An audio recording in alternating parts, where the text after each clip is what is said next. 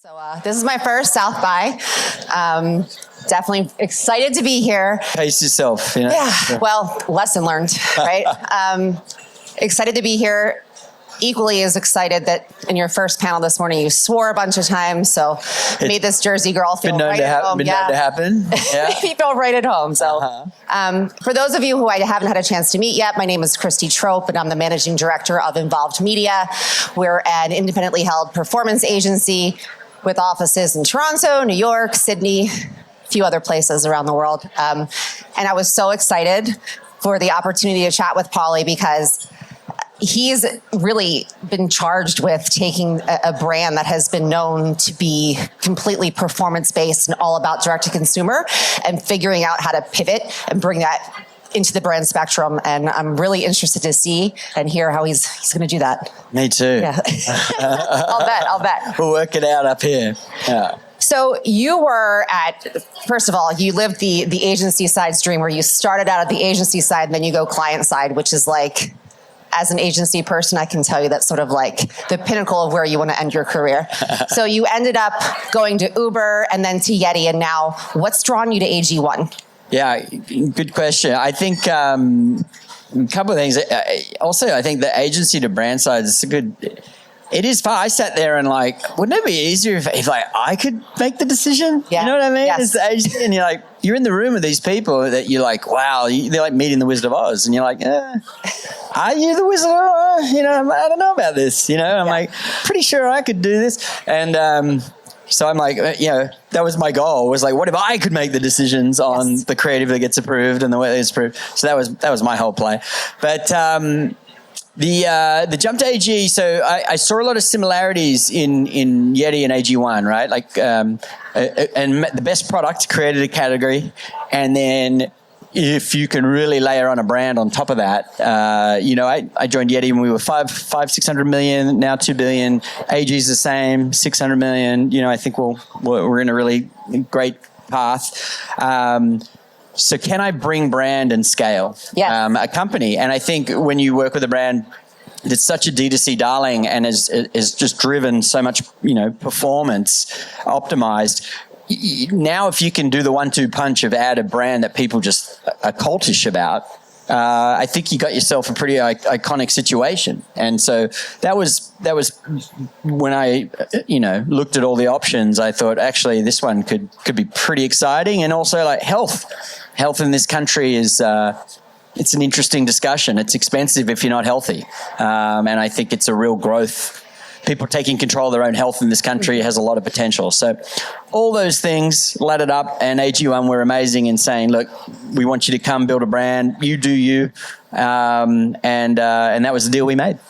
It's fascinating because I have to say, of someone with a lot of clients who are focused on performance, they say they want to build the brand, but the moment that it doesn't work out to that immediate cost per acquisition or there's that immediate ROAS that they're sort of addicted to, they pivot right back to those performance marketing channels. So I think that's right. So I said about this morning. There's two phases of business are always in and that are super attractive for marketers, right?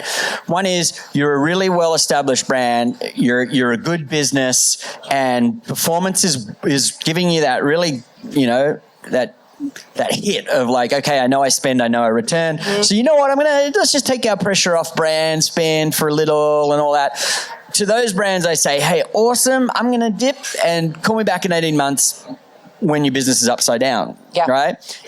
Or it's look for a company that has done that and now is oh God, why did we do that? I need to get back and fix my flywheel. The other brands are these little growth hacky brands that kind of can growth hack their way to 100 mil, which is great.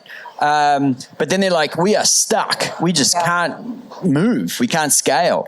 And they need now brand to come in and really create something for them. And both those scenarios are always interesting to me. And really good signifiers that, if I come to an established brand that isn't really bought into changing, it's why bother? Yeah. Why bother? It's going to be so hard. They don't want it. Don't waste your effort, talent, energy on that. It's like that boyfriend, girlfriend. I can change them. Yeah. You know, I'll be the one that changes them. No, you won't. You cannot. No. As someone who is paid to actually try to improve things for brands that don't listen to your advice, it's like if they're not going to change, they don't want to change, they're not going to. Yeah. So how do you balance that sort of performance with storytelling and building the brand? And how do you intend to sort of get that community on board with AG1? It's a good question. I think, you know, we're storytellers to the public. You got to be a storyteller to your internal org, right? And I think tell the story of, hey, why are things down right now, right? And make them feel the pressure of what aren't they doing? Well, we're heavy in performance, we're not heavy in brand. Oh, well, maybe that's a problem, right? Maybe you're the problem, right? Yeah. And it's trying to leverage what's happening in the market to work to your advantage, right? My time at Uber was house is on fire. We didn't really build a brand. We built this phenomenal product. We scaled it. We steamrolled into towns, and now everyone hates us. And it's like, what? Okay, so what didn't you do? You didn't found it on brand principles, or what do you stand for? I always looked at Uber as like one of the world's great brands that didn't have one. And so I looked at it like, hey, this is a great chance to go build a brand. So for me, it's always like use the business against them, right? Like, well, it's down? Oh, that's interesting. So what are you not spending in? Oh, okay, so maybe let me help that, you know? Yeah. And the thing is, that's the best market research too, right? Like, you know, you don't have to test into spending in a brand if the company is in a bit of hurt because they've over leveraged performance. Yeah. Well, actually, speaking of spend, how do you figure out? So you as a CMO, when you go into your CFO and you say, hey, I'm really looking to invest in brand marketing. I know you guys have been investing in performance media channels.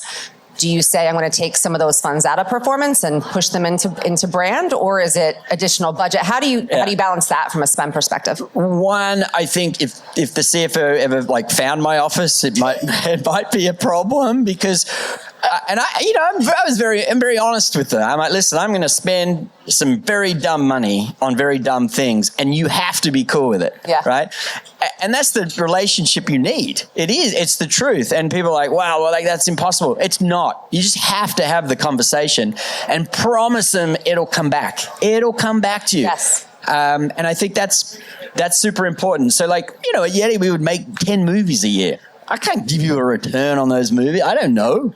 Like, I don't know. It's got 10,000 views on YouTube. Is that good? Yeah. You know, not really, but people loved them, and people would always come up to me and say, I love those movies. They're amazing, you know.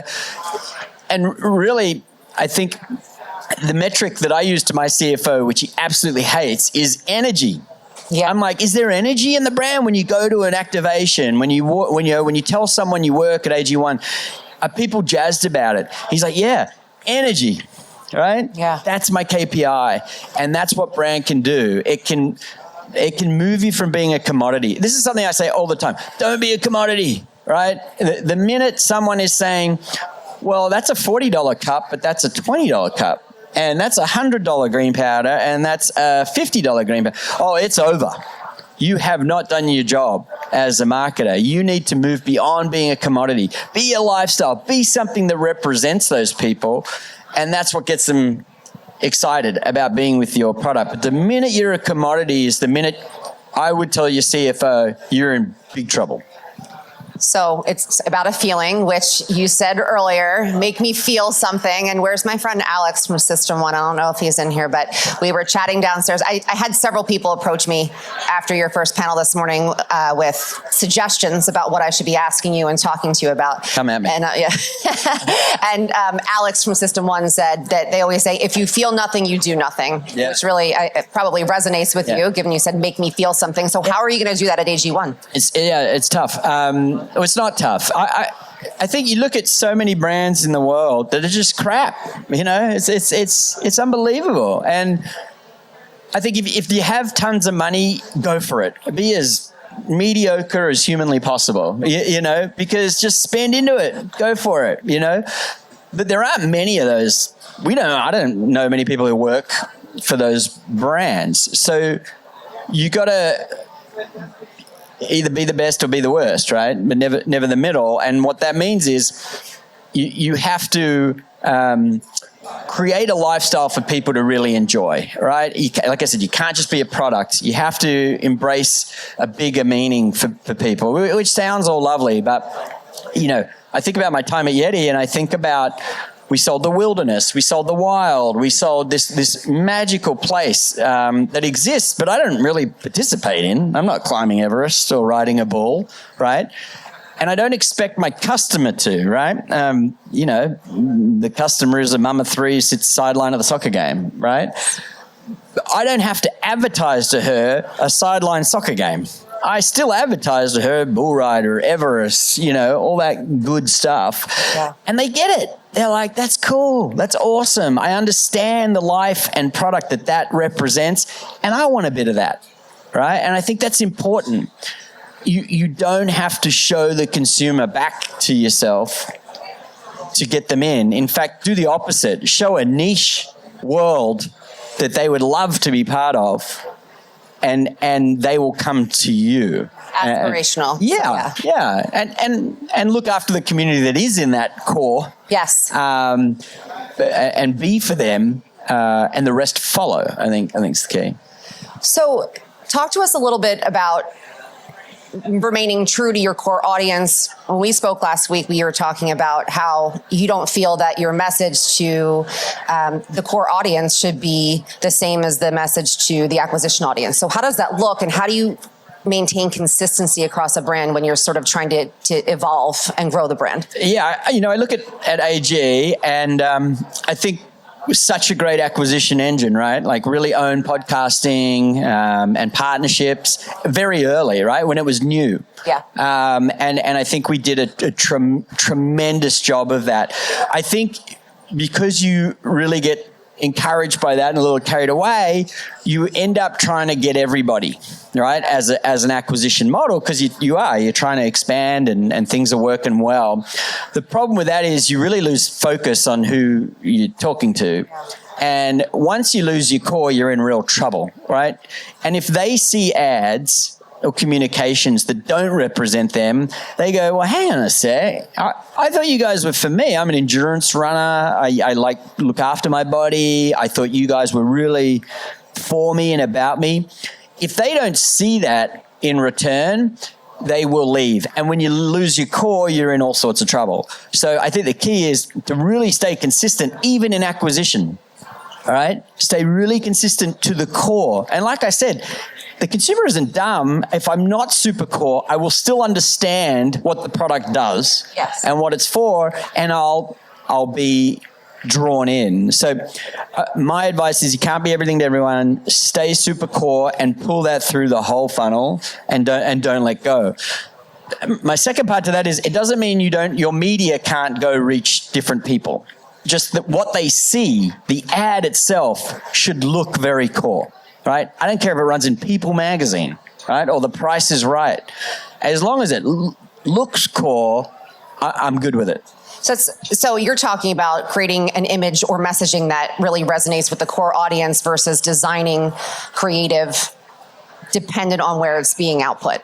Yeah, exactly. I think there's a huge difference between what the media looks like and where the media shows up, and you have to the media has to look consistent. It can't be a chameleon in how you turn up.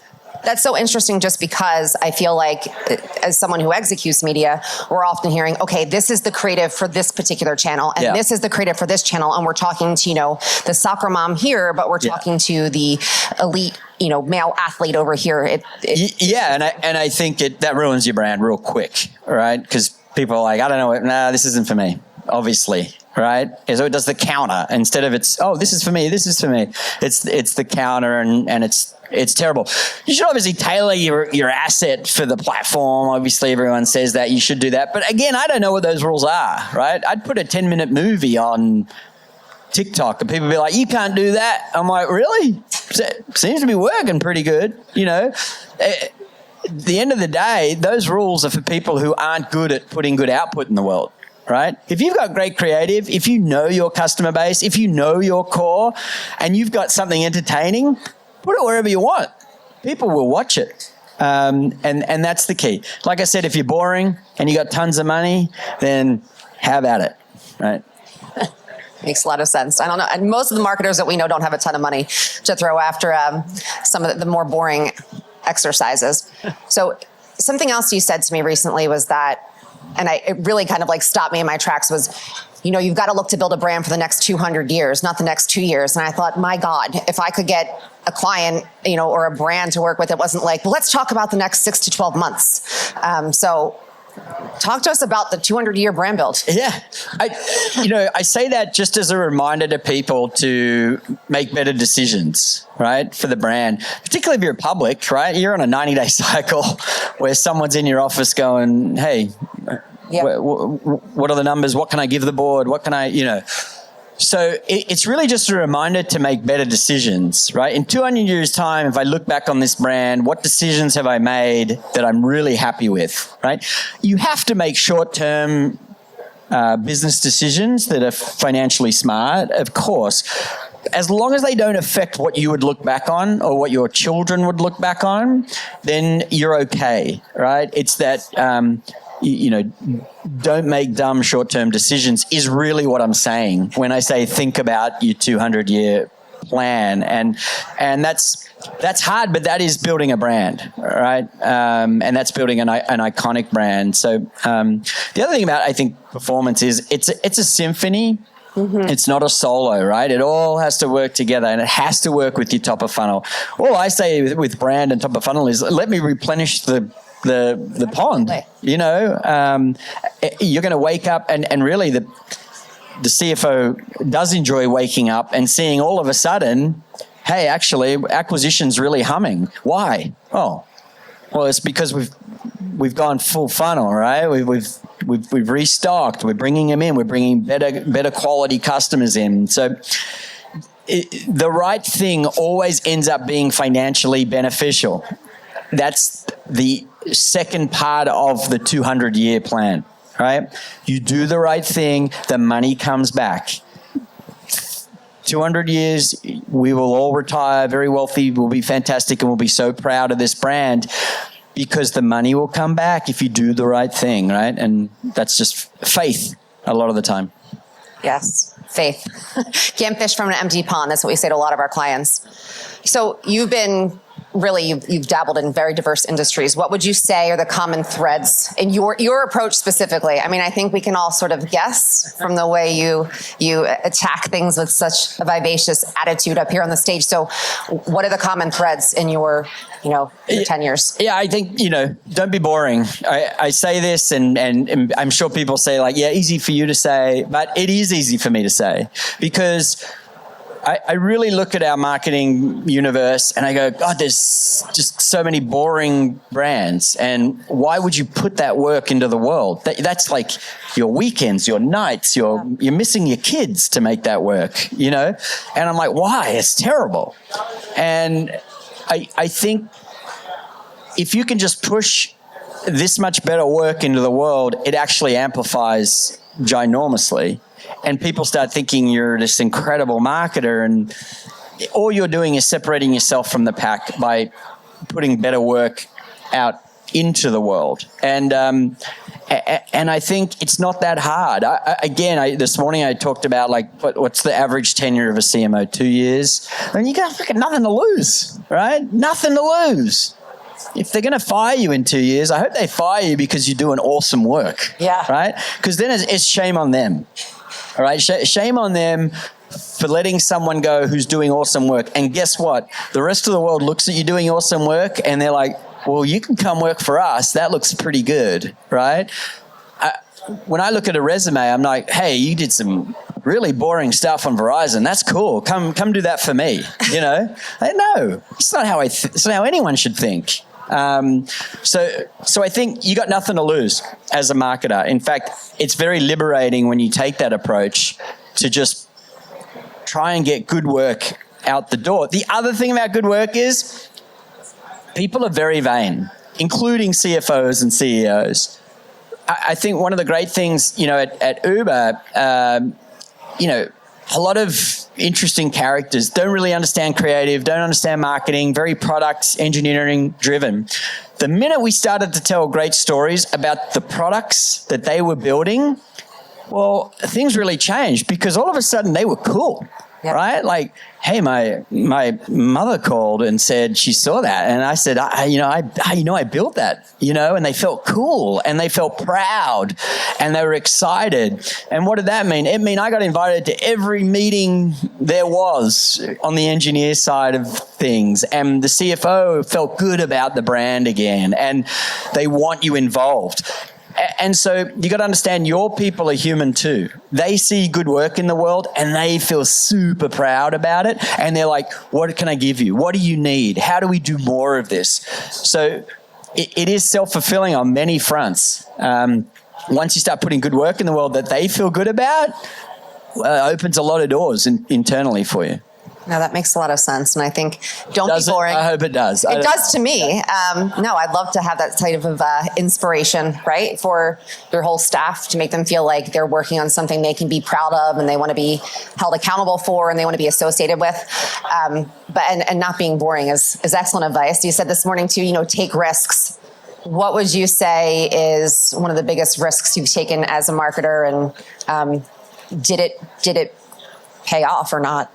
Yeah, I'd hope so. I don't think it's like a single moment. I think it's more. I think I took risks by moving, right? So like Uber, I'm like, oh God, like I thought this was like going this way, right? And then all of a sudden the house is on fire, and that's a risk, right? You're putting your career on the line to go and rebuild this brand.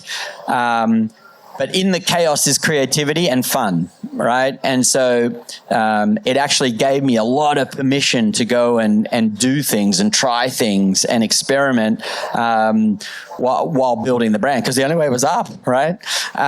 So that was a risk. Leaving a great agency to go do that was a risk. Leaving an incredible business, a credible brand, Uber, to go to Yeti to move it beyond Texas and Florida was a risk. And I think the answer is always scale is the risk, right? How do you scale without losing the essence of what makes the brand great? And that's the risky bit. You never want people to think you've jumped the shark. And that's the real trick. But every time I look at a piece of creative, I'm like, actually, is this risky enough? All right. And that's the filter you should always put on things, right? I always, put some more edge into this. Like, make me feel something. Make me a little scared. I know when I go to bed a little nervous of like, well, that's going into the world. It's a good feeling, right? And I think as long as it's not, derogatory or it's going to have a horrible effect on the brand, you're okay. You're okay. There will be people that you'll stand out. And sometimes that's what you need. So I think the risk, it's a cliche, is being boring. That's the worst risk you could possibly have. That makes a lot of sense. And I think so it's almost answering one of the other questions I wanted to get to, which is, what qualities do you think define a great marketing leader, building a great brand? And how has that changed since you were at RGA to where you are today? Yeah, I think, when you're a creative leader, you're really just like trying to push great work at all expense. And you're almost trying to con your client to just make good work. I think when you're on the brand side, you're trying to do both. You want great work that really propels the brand forward. And I think, if the agency folks in the room really understand the brand you're working with, right? I get very frustrated. It's like, you guys just don't understand my business. And how can you be pushing something on me if you really don't understand my business? So, I think you gotta spend the time to understand the business. But as a leader, I think you have to give people, I would just say that the freedom to be themselves and come up with ideas and create. I always say, like, I'm not afraid of bad ideas. I'm afraid of no ideas. All right, the day no one's knocking on my door, shooting me a Slack, that's the day I fear the most, right? Because a bad idea you can do something with, or you can encourage more thinking. You can't encourage no ideas. That's terrifying. So always encourage people to bring ideas to the table. And to take a risk. Don't be boring, that's the role. The other thing I think I found on the agency side, you're really a blunt tool. You're just like, bang, you're a hammer looking for nails. On the brand side, you got to look after your people, right? People are always going through things. You never see the full story of someone at work. You have to be aware of that. And that's something I really appreciate that the brand side showed me was people have lives, they have kids, they have issues. If you can react to those, you'll get so much good stuff out of them. And they'll want to work for you and they'll want to do great stuff. Yeah, treat them like human beings. I know it's a novel concept, but it's so important, obviously, to treat them with the respect that you sort of want back. Yeah. The other thing is let me be a shield for you, right? I always say that's my job when someone says something. I'm like, don't worry about that. Yeah. That's my job. Like, what if the CEO hates it? That's my job, right? Oh, well, do we have budget for this? That's my job, right? I need you to go think, create, have great ideas, bring them to me. Don't worry about that, right? Put the crap on me. That's my job. That's actually, I just pointed to my boss who's out there in the crowd, and he actually does that for us a lot, for my colleagues and I. He says, just don't worry about that. I'll take care of that. So sign of a great leader. You heard it here first. We have just a couple minutes left. Of course, we could sit here and listen to you all day, but I don't know if there's anybody that wants to address anything specifically or has any questions for Paulie. Yeah, good question. So don't let them be a comparison, right? Like I always say, if people are comparing us to other powders, we haven't done our job, right? The way I look at us is we're a premium product. We created the market. 1 million people followed, right? We need to be more than the product. We need to be the what they're after, which is a better start to their day, a healthier output, control of their health, which is very hard in this country to take control of your health, and own the morning, that little ritual when it's your time of the day, and you're optimistic about the day ahead. Own that, right? Do not own us via another supplement or another powder. It's not about that. It's about something bigger. And when people buy into that and they feel like that represents them, they're with you, and you will be opposition repellent forever, because they see themselves in the product.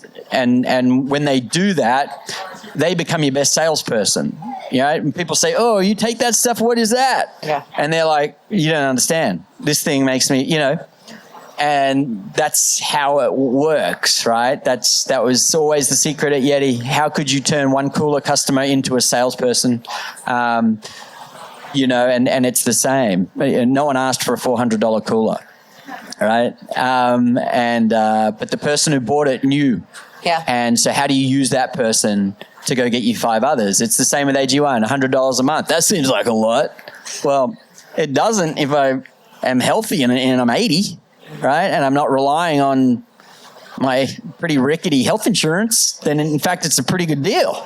I get to see my grandkids. Yeah. Right? That's the game you should be playing in. So, and then opposition come and go. Who cares? Come at me. What other brands are doing some great storytelling right now? Other brands are doing great storytelling. Well, I'll give you the cliche ones because they're so bloody good. But look at Liquid Death, right? And I love brands that tackle boring categories. Tackling water, oh my God, the most boring brand category in the world. But that's a great example. Yeah. If you can push creative into a world, it doesn't matter how boring your category is, people love it. People see themselves in this can of water now. It's like, what? We were just talking with Vital Farms earlier. Eggs. Eggs have been around for quite a while. And they're just eggs. That's the power of a brand. That's the power of story, right? I huge props to my old Yeti team, right? It's a cup. Keeps stuff cold. We didn't invent that. That was there before us. Great story. Created a whole area for us. Anyone doing good work is a strong brand. I would question anyone saying, man, they're doing great work and they're bankrupt. Like, I don't hear that. You know, there's a reason. Can we do one last question? Hi. One more. Okay. Angela Yang. I work at Razorfish agency side, actually. All right. So you talk a lot about creativity, and right now, we have at our fingertips so much data, right? Every single point can be backed by some sort of insight behind it. Where in your mind does the best creativity come from? How much of that is human gut versus this world that has shifted to where I can't make decisions unless the data tells me to? Yeah. It's a great question. I think my answer is data. I just don't give a fuck. I really don't. I go back to our time at Yeti. No one asked for a $400 cooler. If I put that into a research group, what do you think it would have told me? That's dumb. The nearest competitor is $90, right? So I always think about that. I always think about these great ideas that I think any data or research group would have come back and said, that's a dumb idea, right? I think it's our job to know, to be honest, to have a gut feeling on what's right, what's wrong. One thing I do know is humans are humans, right? And a human truth is universal, right? That is the uncovering of a great idea. Every great idea you point at and I go, what a great human truth. Right? The human truth is the genesis of every great idea. The other one is, I always say, solve a problem. What problem am I trying to solve with this creativity? If I do those two things, the human truth and what problem can I solve here, come at me, augmented reality and AI, I think I'll be okay. And then data, I love it when people say like, oh, it didn't work as well as the performance. I'm like, you watch. It needs time. But no one's coming up to me and saying, oh, dude, I love that performance ad you did. That was money. Like that click here now button, chef kiss, right? No, they're coming up to me going, dude, that 20-minute film was just like, blew my mind, Again, I always say, my CFO hates this, the metric, energy. Stay focused on that. Raise a fish. All right. Dream client. No data necessary. Just bring the good feelings and we're going to up in a good spot. Yeah, love it. Exactly. Yeah, but I also think, not to belabor it, like, again, my job, protect my team from CAC, right? I've never heard the word CAC more in my life. Customer acquisition cost, right? And then I went to AG1. The whole world was, I'm like, forget about it. All right, or I'm going to give you a portion of money that's CAC repellent. We're not going to measure it, right? And I guarantee you what you'll see is on your acquisition side, CAC will go down. And it might be 6 months, but you'll see it. And so again, I think my job, protect the team from those crappy metrics that just drag you down. Love it. Sorry, I know we're so much over. Thank you guys so much. Paulie, thank you. You're amazing.